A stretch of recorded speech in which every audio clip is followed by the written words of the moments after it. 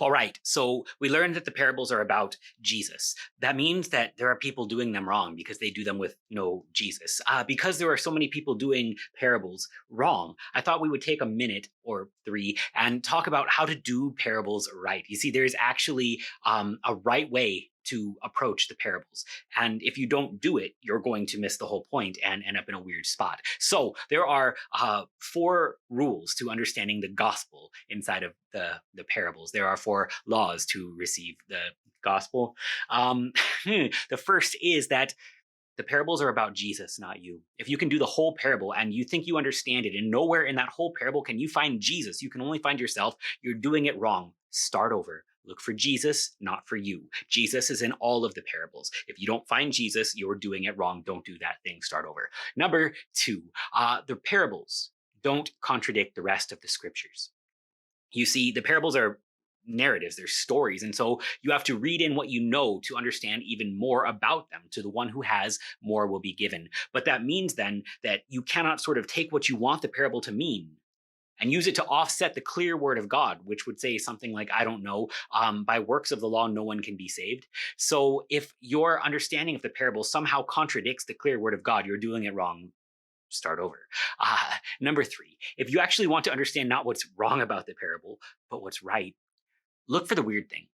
You see, in almost all of the parables, there's something awkward going on. There's something that isn't the way the world actually works happening in the parable. For example, the one who loses one of his 100 sheep leaves all of them alone to go and look for. That's not how this works. Or the farmer who throws seed all over the place, not in the field, but on the street, on the road. He's a bad farmer. And so you either have to come to the conclusion that Jesus is really bad at storytelling and has no idea how the world actually works because he's so used to heaven. Or maybe what's weird is the place where God works differently than we do. You see, if you find how the world doesn't actually work, but it's working in the parable, that's the place where the kingdom of heaven is different than the kingdom of earth. That's the place where the gospel is different than the law. That's the place where God is working in thoughts that aren't our thoughts and ways that aren't our ways. So start with what's weird. And then that's where it will start to unlock where Jesus is working for us.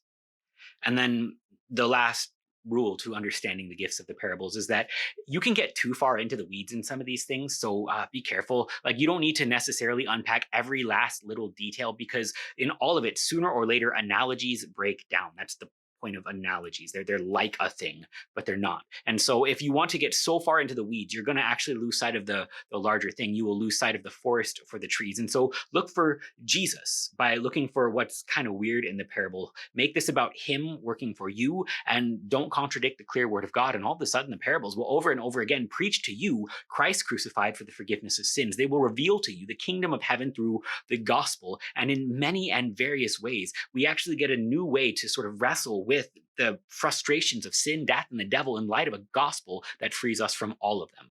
Thanks for watching Higher Things video shorts. Remember to like, subscribe for notifications, and donate to support Higher Things at higherthings.org/giving.